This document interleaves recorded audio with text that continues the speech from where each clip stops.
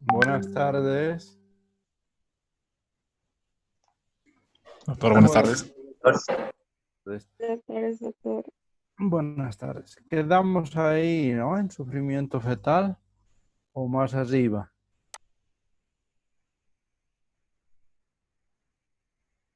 Ya. Entonces empezaremos a ver el sufrimiento fetal, que puede ser de dos tipos, crónico o agudo, como hemos visto.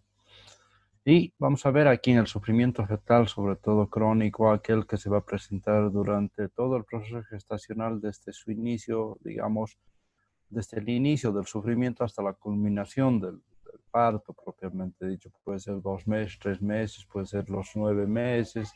Entonces, se puede presentar en cualquier momento.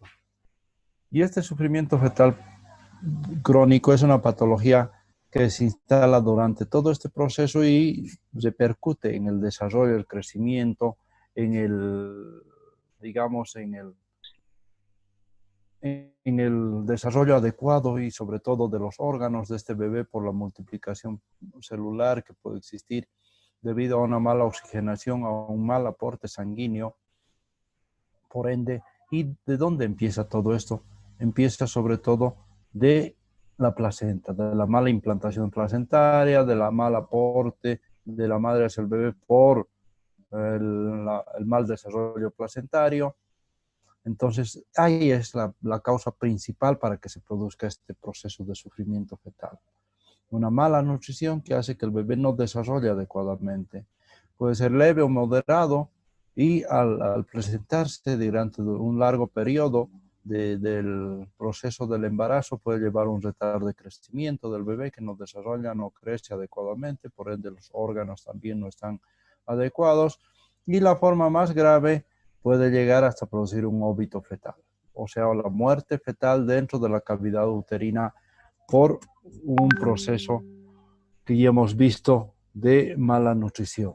Y eso depende de qué, como dijimos, de la placenta, que es la principal en cuanto a sintetizar, utilizar y transformar todos los nutrientes que llegan de la circulación materna propiamente dicho. Entonces la placenta es un órgano indispensable en el desarrollo y crecimiento del bebé porque al sintetizar, utilizar y transformar estos aporta con elementos nutritivos y químicos para el crecimiento normal del feto. Pero al ver una alteración placentaria y no producirse estos tres procesos en sí, entonces esa insuficiencia placentaria o esa disfunción placentaria va a llevar a un sufrimiento fetal crónico. Ese hecho de que empiece, digamos, con una alteración placentaria, esa alteración placentaria mientras va creciendo la edad gestacional, va desarrollando la edad gestacional, va avanzando la edad gestacional, la placenta sigue en el mismo lugar donde empezó, digamos, su proceso de modificación o alteraciones. Y por ende el bebé también queda en relación a ese desarrollo placentario y la edad gestacional sigue avanzando, entonces entra en un retardo de crecimiento y a veces, como dijimos, hasta la muerte del feto. Esta disminución del riego placentario está producida por una serie de patologías o alteraciones, propiamente dicho, de la madre hacia el bebé. Veamos las anormalidades vasculares, las circulaciones generales deficientes o las oxigenaciones inadecuadas. Esa anormalidad vascular que va a llevar a una sobre todo que va a estar producida por una enfermedad hipertensiva. Eso hace también que repercute en el desarrollo de la placenta y del bebé. Una preeclampsia, eclampsia también modificados por una presión alta, propiamente dicho. Y la diabetes mellitus con complicaciones también vasculares, pélvicas, a nivel placentario en sí también en un desarrollo inadecuado. La circulación general deficiente con las enfermedades cardíacas que ya vamos a ver, congénitas o adquiridas como insuficiencias ventriculares, estenosis mitrales, tricuspidias propiamente dicho, entonces que van a alterar el desarrollo y el aporte adecuado hacia el bebé. Oxigenaciones inadecuadas como un enfisema o el hecho de vivir en zonas altas, propiamente dicho, que repercute en la oxigenación y en el desarrollo del producto. Este sufrimiento fetal crónico en sí Dentro de estas anormalidades podemos tener propias del proceso gestacional, como serán anormalidades placentarias con envejecimientos de la placenta, partos prematuros, diabetes sacarina o desprendimientos placentarios, todas esas cosas que repercuten en el desarrollo. Causas fetales como embarazos múltiples, propiamente dicho, donde uno es saprófita de otro, o uno es dador y otro es receptor en el contexto en general de que uno desarrolla más que el otro, y al existir una sola placenta el uno consume más que el otro. Otras patologías como posmaduros después de las 42 semanas, anomalías congénitas que pueden existir en los bebés, infecciones congénitas o eritroblastosis fetal, que es la patología que vimos anteriormente. ¿A qué nos va a llevar el sufrimiento fetal? A un retardo de crecimiento, que es lo principal, lo primero, digamos, en lo cual se va a presentar, si es crónico sobre todo, un bajo peso al nacer, un desarrollo inadecuado en el bebé con síntomas de hipoxia en algunos tejidos, sobre todo, que va a repercutir también en su desarrollo y en su bienestar. Signos de hipermadurez, como donde ese bebé es pequeño, pero ya está maduro muchas veces antes del tiempo, con crecimiento de uñas, de la piel seca, ya no el unto sebáceo, ese material graso a nivel de la piel. Entonces, casi que madure muy rápido el bebé, pero pequeño, muy chiquito, digamos, para esa edad gestacional. El diagnóstico consiste en valorar la función placentaria, que es la principal causa, digamos, de transporte y de pasaje de nutrientes hacia el bebé. De acuerdo a eso, vamos a ver el estriol, sobre todo, que es el principal, para ver en sí si el bebé está bien o no está bien. El estriol urinario después de las 20 semanas de embarazo, vamos a ver en la madre cómo se encuentra.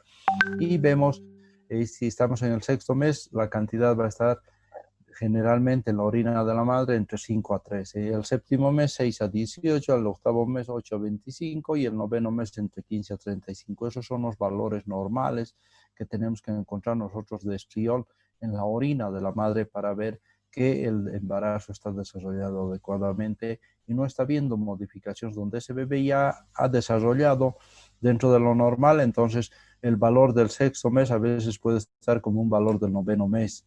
Entonces, vean ustedes que ha crecido muy rápido, ha desarrollado y ha madurado muy rápido, pero con un retardo de crecimiento propio del bebé.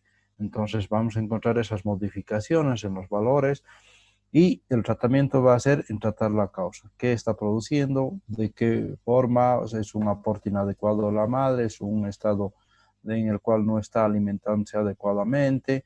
¿Existe un proceso anémico en la madre o una mala nutrición? Entonces vamos viendo la causa que está provocando este proceso para poder modificar.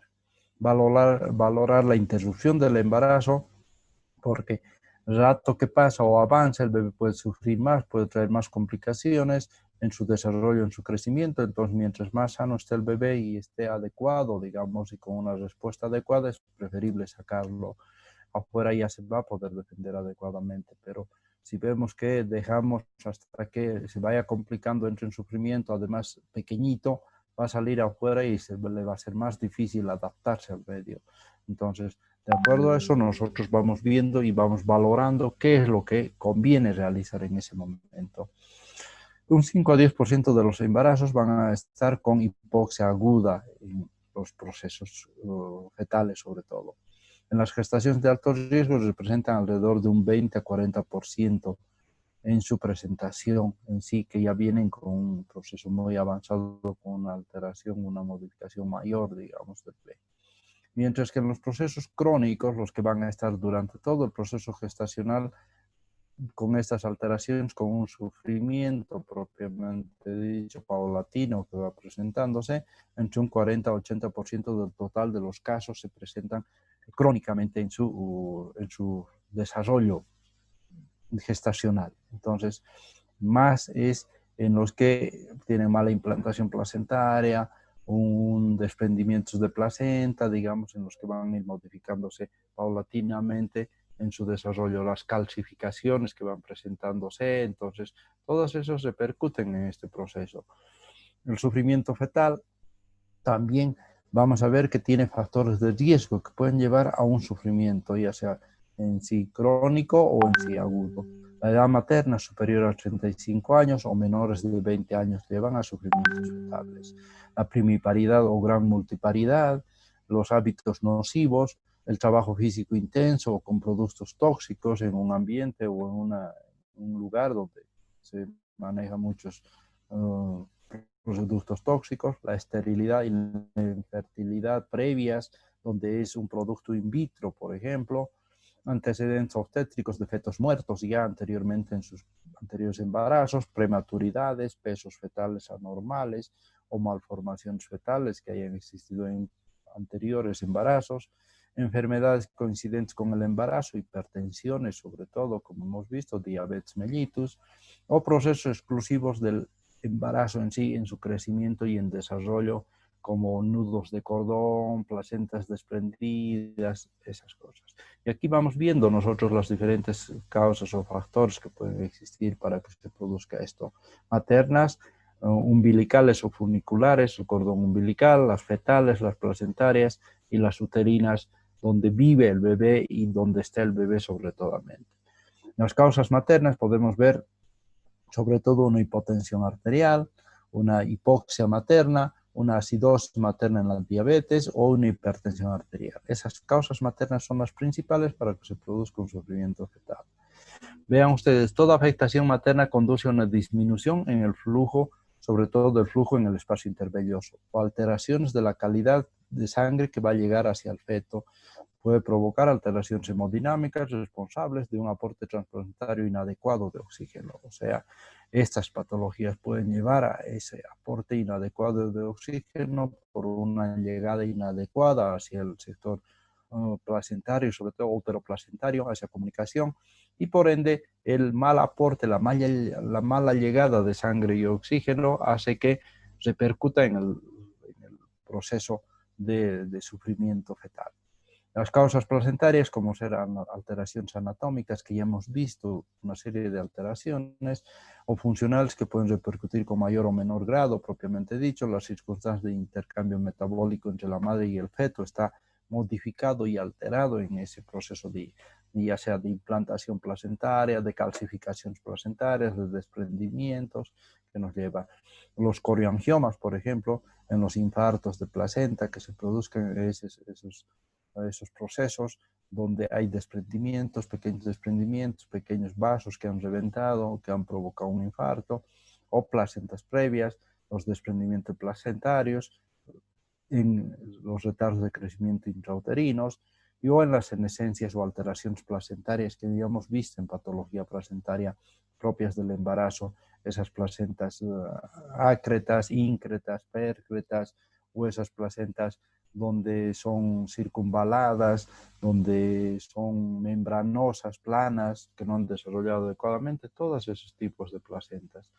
Causas funiculares, o sea, en el cordón umbilical, las circulares de cordón, los nudos verdaderos sobre todo, que pueden llevar a esto, las prostisidencias, laterocidencias o procúbitos de cordón que hemos hablado, las anomalías de los vasos internos, sobre todo en las venas y arterias, propiamente dicho, y venas propiamente del cordón umbilical, y cordones muy cortos donde se traccionan, se comprimen, propiamente dicho, y no son los adecuados para aportar con la suficiente cantidad de llegada de sangre hacia el bebé.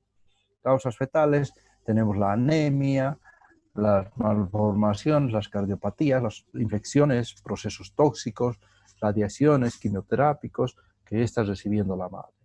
Causas uterinas y por ende llega al feto.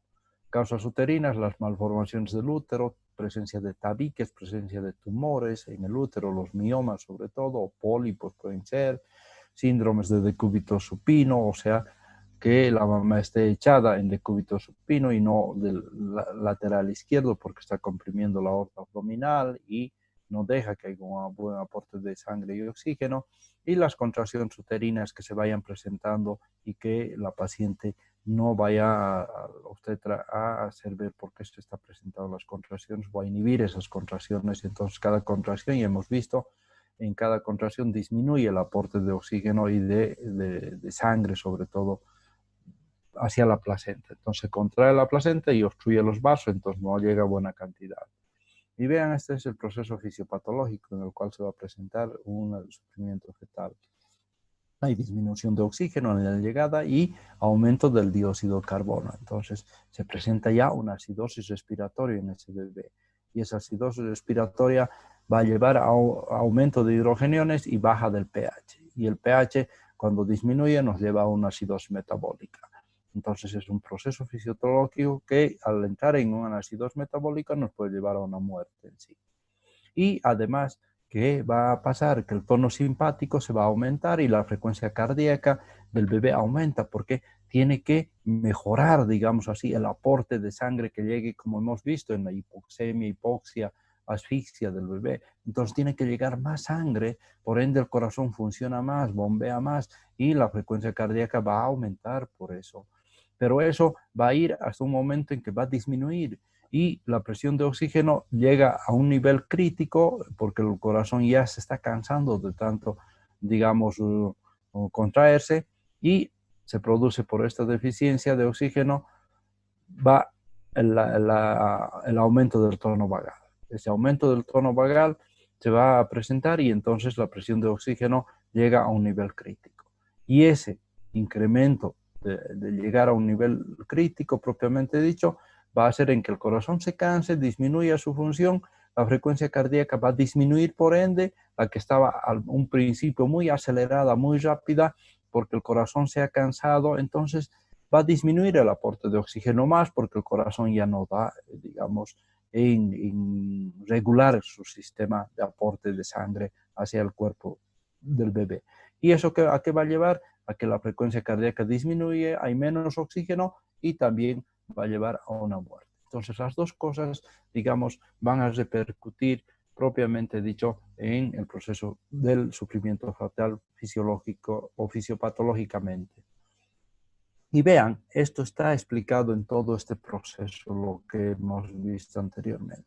¿Qué va a presentarse primero? Vean ustedes muy bien lo que presenta el bebé y por qué se presenta una serie de alteraciones. Primero hay una alteración del medio interno fetal, donde hay una interrupción entre el intercambio de oxígeno y dióxido de carbono, lo que vimos hace rato. Entonces, disminuye el aporte de oxígeno y aumenta el de dióxido de carbono. Entonces, aumenta y se produce una hipercapnia. Al existir una hipercapnia, nos lleva a una acidosis gaseosa o respiratoria, lo que vimos anterior en ese cuadro. Y esto a una hipoxia.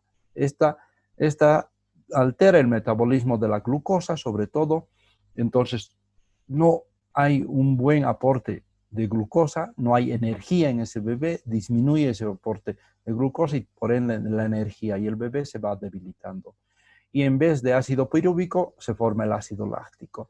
Y la energía, y este ácido láctico a un principio nos da una energía de 18 veces mayor que por vía aeróbica y por lo tanto se va a presentar la acidosis respiratoria y la acidosis metabólica por esta modificación en el aporte de glucosa propiamente dicho y en la transformación de ácido pirúvico en ácido láctico.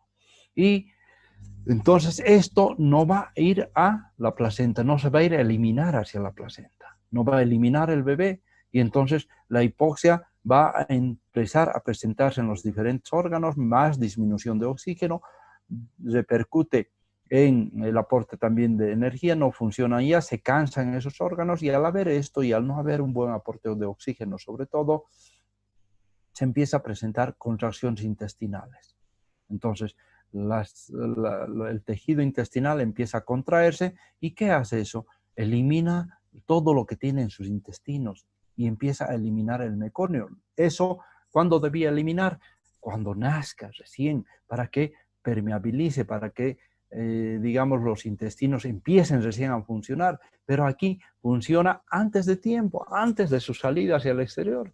Entonces, no hay buen aporte de oxígeno y no hay buena energía, entonces el proceso hace de que disminuya ese aporte y por ende el intestino empieza a contraer. Y todo ese material que estaba dentro de la cavidad intestinal se empieza a eliminar. Y el bebé, ¿qué empieza a hacer? Empieza a defecar. Eso no hace el bebé cuando está dentro de la cavidad uterina. Pero ahora, por la deficiencia de oxígeno, empieza a defecar. Y entonces empieza a botar líquido o meconio y empieza a teñir al líquido amniótico. Entonces lo empieza a contaminar en sí. ¿Y ante este proceso, cuál es la reacción fetal? Va a provocar un aumento de su tono simpático, da vasoconstricción en todos sus parénquimas, o sea, en las partes externas que hemos visto, menos en el corazón, la placenta y el sistema nervioso central, que son los que van a luchar hasta el final para que ese bebé esté adecuadamente y tenga el oxígeno necesario, digamos así, y el aporte de sangre. Entonces, no repercute esta vasoconstricción en corazón, placenta y sistema nervioso, que son los últimos que van a, digamos, debilitarse propiamente dicho. Más bien en estos lugares hay vasodilatación para que llegue más cantidad de sangre y estos órganos como el corazón, la placenta y el sistema nervioso funcionen. El bebé pueda reaccionar, pueda tener oxígeno que le está llegando a diferentes órganos, sobre todo al cerebro suficientemente, y para que pueda, digamos, reaccionar en algún momento si actuamos adecuadamente. Y esta vasodilatación va a proteger a esos órganos principales, aumenta el tono vagal y este tono vagal, ¿qué hace? Va a economizar esa energía, ese glucógeno que se estaba degradando. Entonces, capta ese glucógeno y va a ponerlo en reserva hasta que el corazón se debilite. Esa reserva de ese glucógeno que ha captado va a llevarlo hacia el miocardio, hacia las fibras musculares, para que éstas tengan energía para su contracción rápida y, digamos, continua, para que vaya expulsando la sangre y el oxígeno y pueda llegar a todos los tejidos. Entonces, todo eso va haciendo el bebé en ese momento en que se ha entrado en un proceso de complicación ya de los diferentes órganos y sistemas, sobre todo del parénquima en sí. Y una vez que ha pasado, no se ha actuado adecuadamente, entramos ya a una tercera fase en el bebé, a una lesión fetal. Y esta lesión fetal es cuando no mantiene ese proceso homeostático, no bota la cantidad suficiente y el corazón ya se ha debilitado, esa energía ya la está perdiendo, que ha guardado para sus fibras musculares. Entonces ya empieza a producirse lesiones y muertes en algunos tejidos y células. Entonces ya se van destruyendo, digamos así, y van perdiendo su capacidad de función. En la reducción del intercambio materno-fetal sobre el feto se ven 3 etapas que se pueden presentar. Vean ustedes, y en esas 3 etapas podemos todavía nosotros actuar.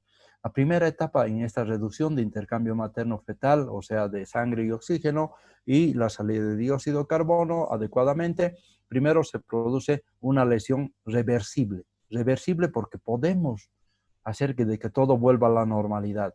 Se afecta solo la función celular, pero se recupera paulatinamente. Como hemos visto, solo la parte periférica, los extremos, nada más, pero puede repercutir y puede mejorar.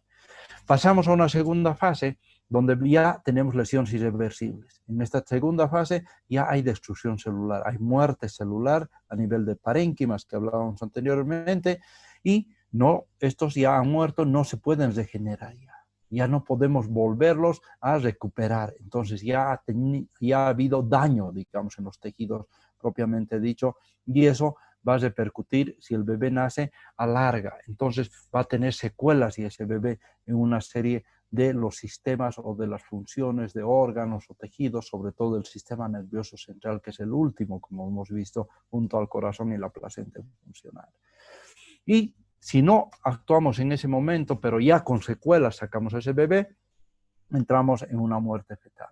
Ya hay los órganos que hemos visto, corazón, la placenta, el cerebro, todos esos ya se producen daños. Las 3 figuras que vimos a un principio, propiamente dicho, en este proceso de asfixias, propiamente dicho, y de muertes de los diferentes tejidos.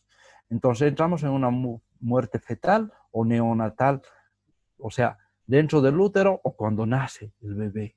Ahí nace y fallece. Entonces entramos ya en ese proceso cuando la interrupción es intensa y duradera. Entonces hemos esperado mucho tiempo, hemos hecho monitorizaciones, hemos visto que la fetocardia variaba, no hemos sabido leer el monitor fetal, hemos visto que el bebé ya tenía una serie de complicaciones, de reducciones en sus desaceleraciones cardíacas.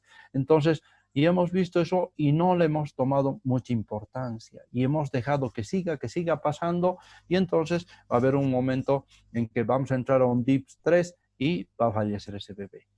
Porque hemos esperado mucho tiempo, no hemos actuado en los momentos donde debíamos actuar, viendo todo el proceso que se ha llevado en general con las graficaciones que hemos tenido. Se produce la muerte dentro del útero o en el nacimiento que les decía, que es la fetal o neonatal, después que ha salido, digamos, plácido, pero había latido cardíaco, que es el último órgano en que va a funcionar, y sale afuera y entonces ya no tiene fuerza ese corazón para vivir ahí afuera, para funcionar ahí afuera, para alimentar ahí afuera, y se para ese momento y entonces fallece. Vean ustedes aquí, él es el único y el último en funcionar propiamente dicho en este proceso de un sufrimiento fetal.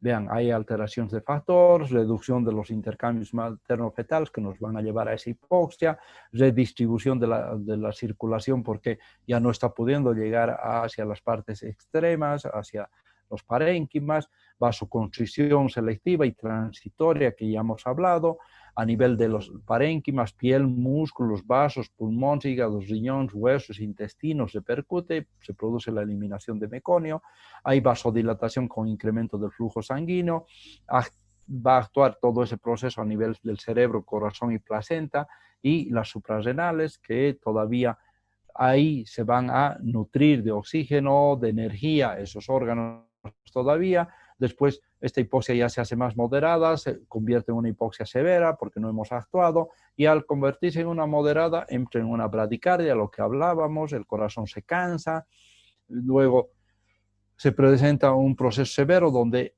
el corazón quiere todavía reaccionar, entramos en una taquicardia, pero vemos que no reacciona adecuadamente, reduce la afinidad del oxígeno por la hemoglobina, ya no llega oxígeno, ya no capta la hemoglobina ese oxígeno, y entramos en una hipoxemia que nos lleva a una glucólisis anaeróbica, sobre todo de la energía. Esto se convierte en ácido láctico y ácido pirúvico que ya mencionábamos, nos lleva a liberar hidrogeniones descendiendo el pH y se produce la acidosis metabólica y la muerte del feto.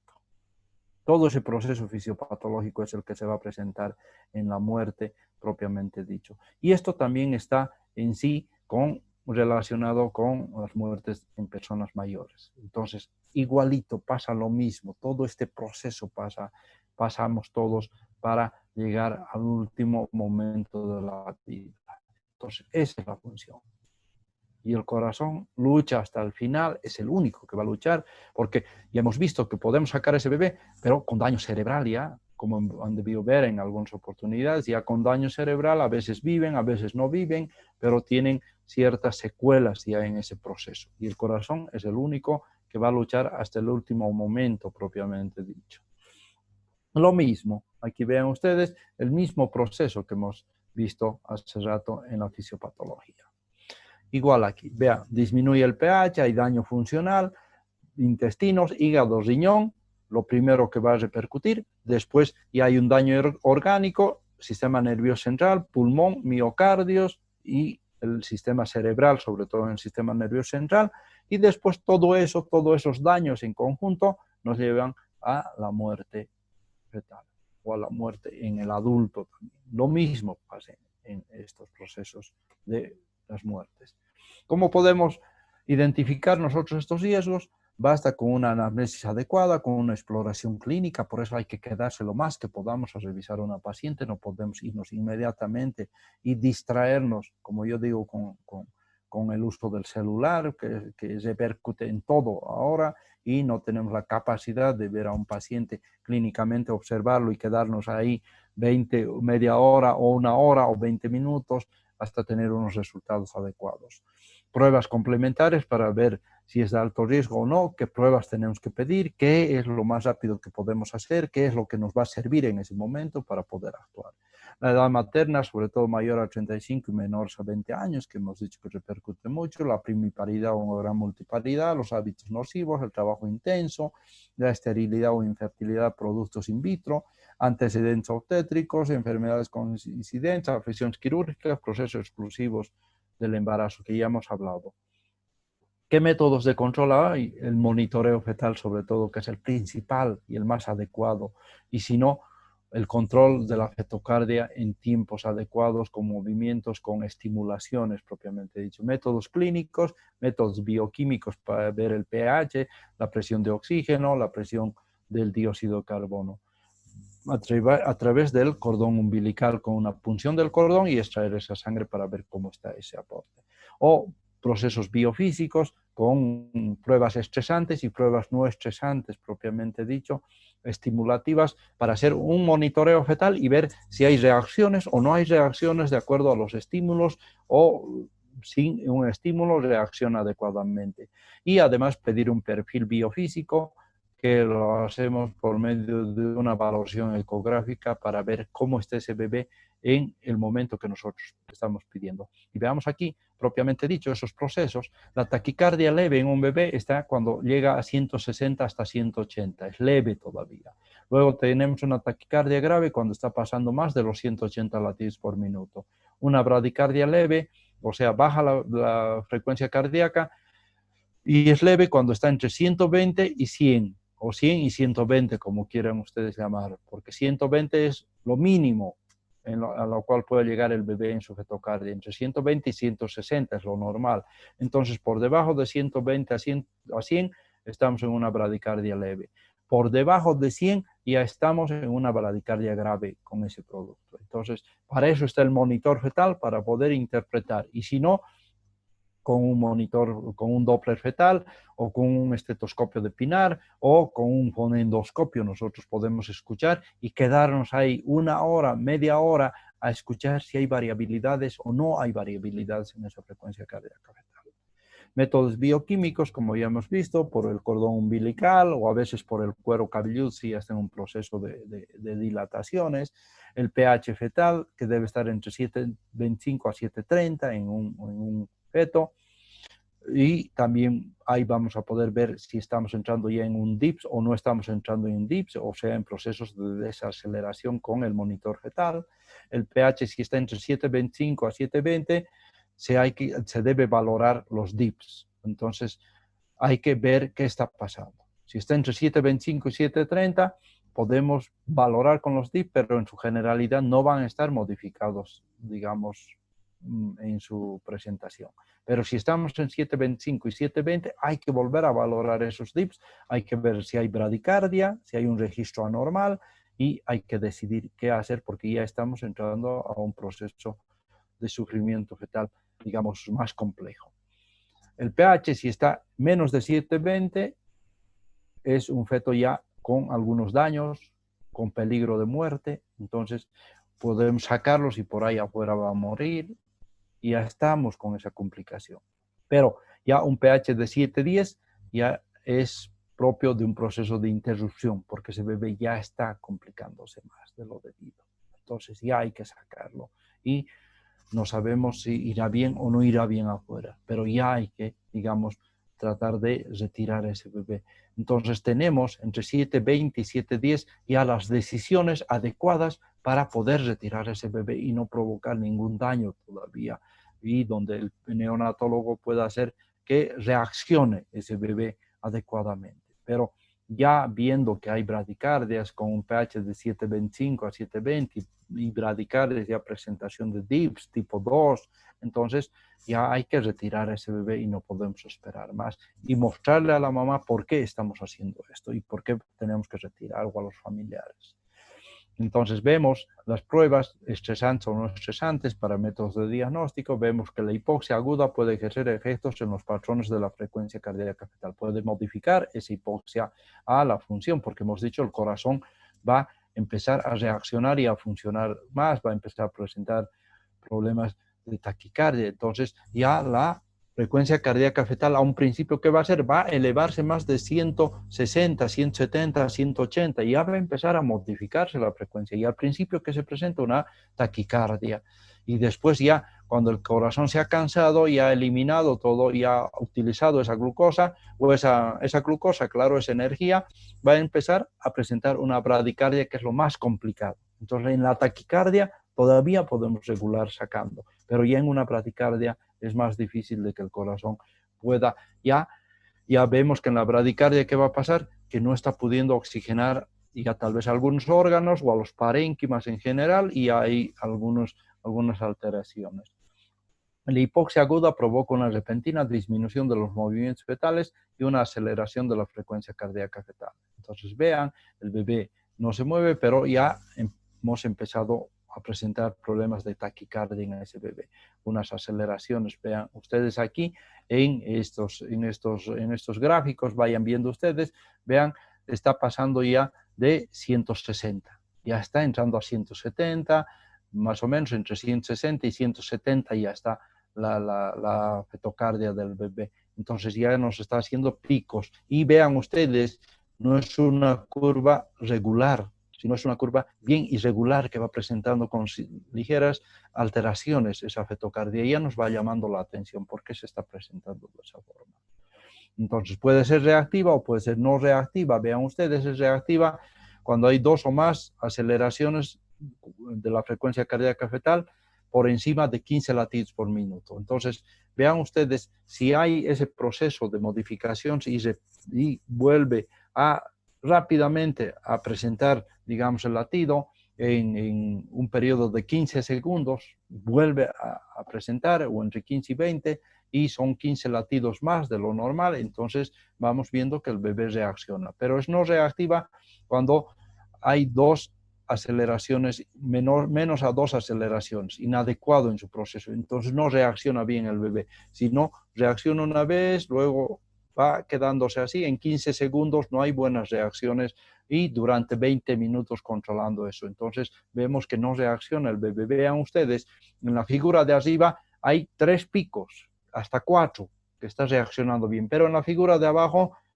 hay 2 picos, nada más. Y bajos, sobre todo. Entonces vemos que ese bebé no está muy activo, no reacciona rápidamente y está casi con unas figuras muy irregulares en su presentación. Entonces ya vemos que ese bebé está presentando algunas variaciones propiamente dicho. Y estas pruebas, vean, una especificidad alta de más de